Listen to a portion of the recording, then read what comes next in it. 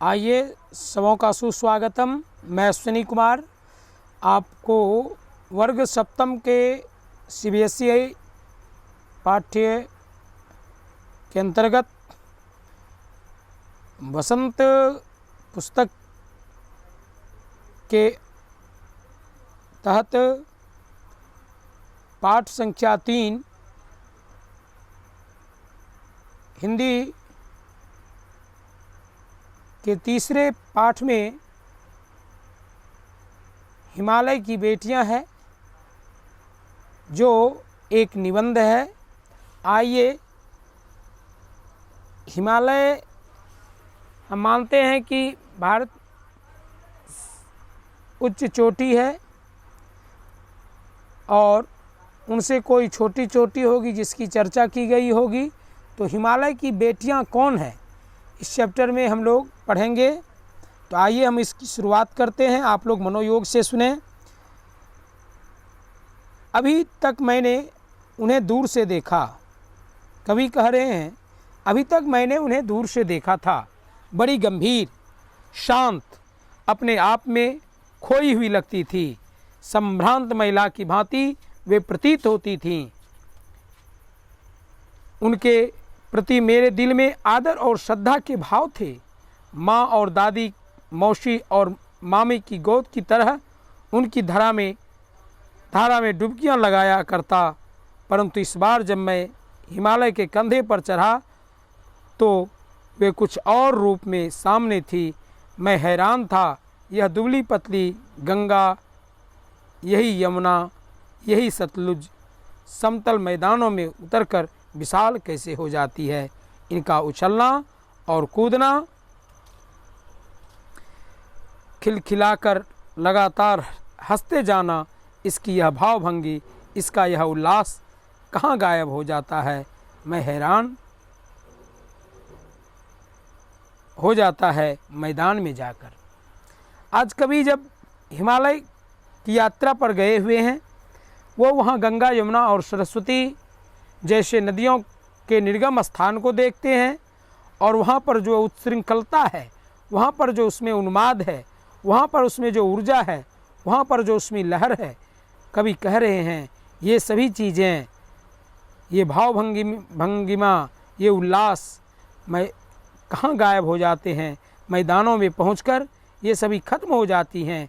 किसी लड़की को जब मैं देखता हूँ, किसी कली पर जब मेरा ध्यान अटक जाता है, तब भी इतना कौतूहल और विस्मय नहीं होता जितना कि इन बेटियों की बाल लीला देखकर। कहता हिमालय की गंगा, यमुना, सरस्वती कौन है? हिमालय की बेटी है। क्यों भाई? तो संस्कृत में हम लोग एक वाक्य बनाते थे, गंगा हिमालय से निकलती है, गंगा हिमालयात निस्सरति। गंगा और कि सभी नदियाँ गंगा हिमालय से निकलती हैं।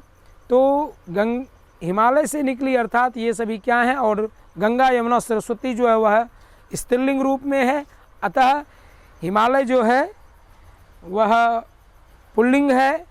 तो ये इस प्रकार, इस नाते से गंगा हिमालय की यह पुत्री हो जाती है।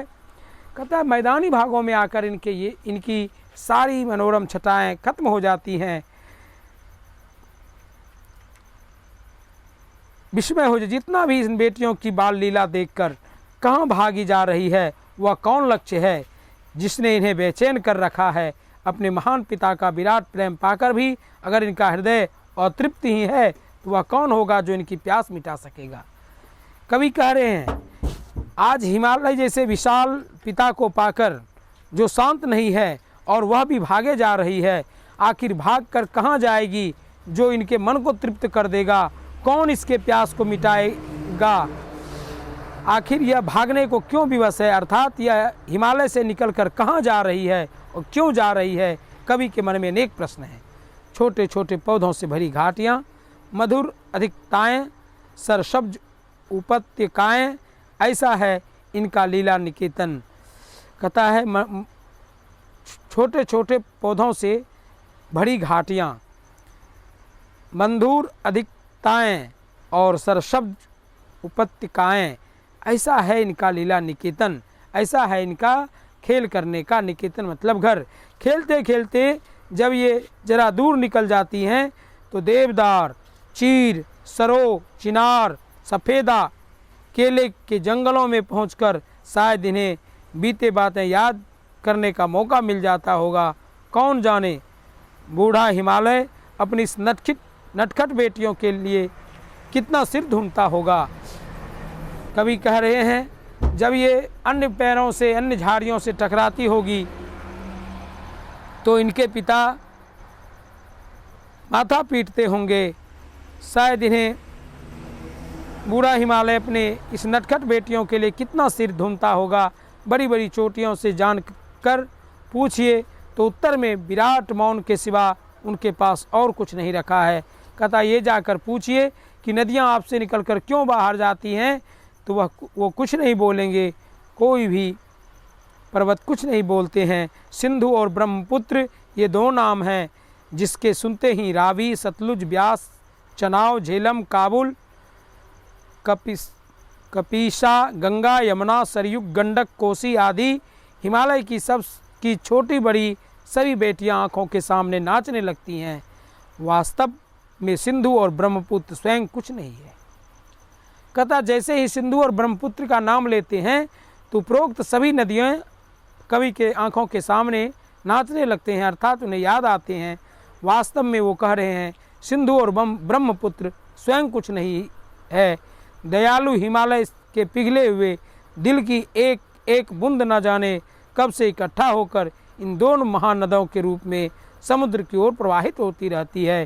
कहता है हिमालय के पिघले हुए दिल से ये दो बूंद गिरे हैं और ये दो बूंदें बहकर प्रवाहित है। कितना सौभाग्यशाली है वह समुद्र जिसे पर्वतराज हिमालय की इन दो बेटियों का हाथ पकड़ने का श्रेय मिला। ये नदियाँ बहकर क्यों कहा कि भाई समुद्र कितना भाग्यशाली है, क्योंकि जो भी नदियाँ बहती हैं वो अंततोगत्वा जाकर समुद्र में ही मिलती हैं और निकली कहाँ से, तो हिमालय से। इसलिए कहा गया कि कितना सौभाग्यशाली है वह समुद्र जिसे हिमालय की ये बेटियां के हाथ पकड़ने का श्रेय मिलता है। जिन्होंने मैदानों में ही नदियों को देखा होगा उनके ख्याल में शायद ही यह बात आ सके कि बूढ़े हिमालय की गोद में बच्चियां बनकर ये कैसा खेला करती थी। माँ बाप की गोद में नंग धरंग होकर खेलने वाली इन बालिकाओं का रूप पहाड़ी आदमियों के लिए आकर्षण भले न हो, लेकिन मुझे तो ऐसा लुभावना प्रतीत होता है कि हिमालय को ससुर और समुद्र को उनका दामाद कहने में कुछ भी झिझक नहीं है। हिमालय क्या हो गया, ससुर हो गया। किनका भाई, तो समुद्र का। और समुद्र क्या हो गए, जमाई हो गए, दामाद हो गए। समुद्र किनके दामाद हो गए, हिमालय के। और उनकी बेटियां जो हैं सिंधु, ब्रह्मपुत्र, गंगा, यमुना, ये सभी इनकी बेटियां हो गई। तो समुद्र को हिमालय का दामाद कहने में कोई कठिनाई नहीं है। कालिदास के विरही यक्ष ने अपने मेघदूत से कहा था, कालिदास जो कवि थे उन्होंने जो एक रचना की थी उसमें विरही यक्ष ने अपने मेघदूत से कहा था, वेत्रवती अर्थात बेतबा नदी का प्रेम का प्रतिपादन देते जाना, तुम्हारी वह प्रेयसी तुम्हें पाकर अवश्य ही प्रसन्न होगी।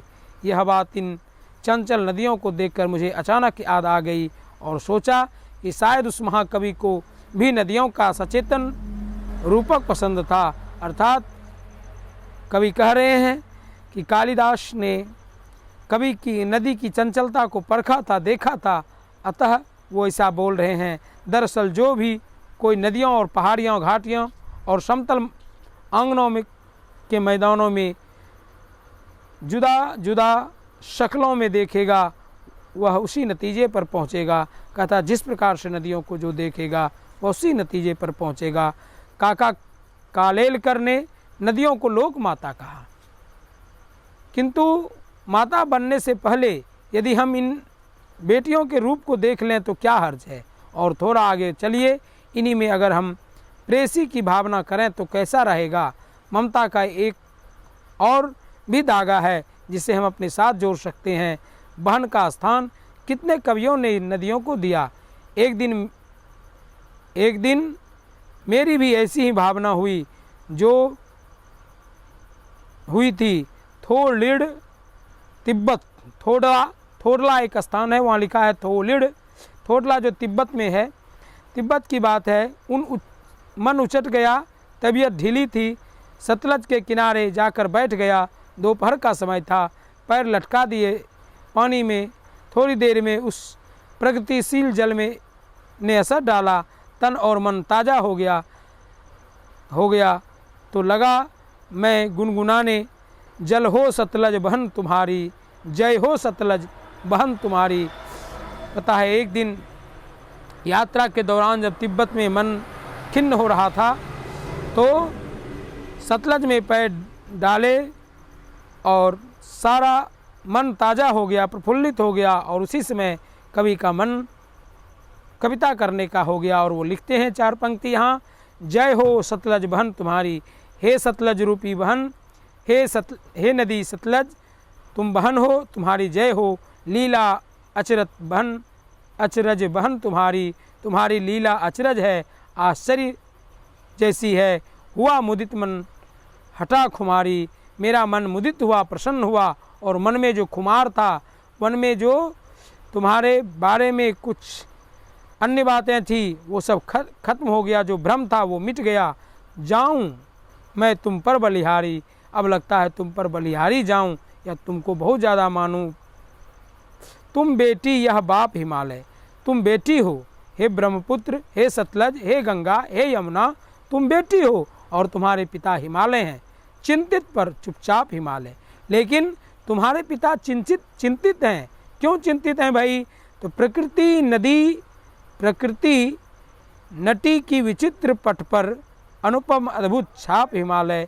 कहता प्रकृति की इस पट पर, इस धरा पर हिमालय जो है वह अनुपम छाप है। जय हो सतलज बहन तुम्हारी।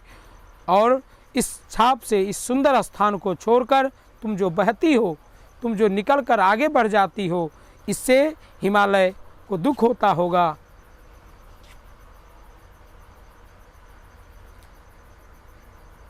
जय हो सतलज बहन तुम्हारी, हे सतलज तुम बहन के समान हो, हिमालय पिता हैं, अतः तुम्हारी जय है। यहाँ पर इन 2, 3, 4, 5, 6, 7, 8, 10 पंक्तियों में नागार्जुन ने सतलज की महिमा का वर्णन किया है।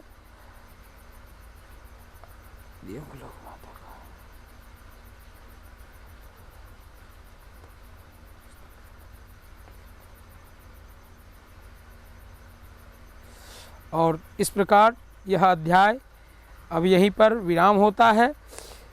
इस प्रकार हमने देखा कि नदी हिमालय की बेटियां कौन हैं।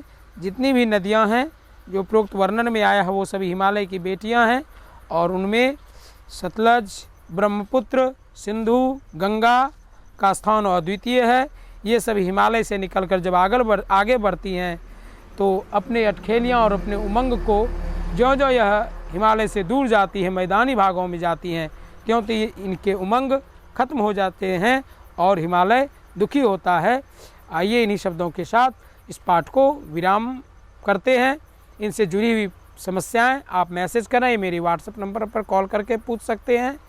चलिए सबों को आशीर्वाद, सबों का पुनः एक बार स्वागतम कि आपने इसे मनोयोग से सुना और इसे ज़्यादा से ज़्यादा लाइक करें और जुड़ी हुई समस्या को हम तक शेयर करें ताकि आपकी समस्या का हम निष्पादन कर सकें।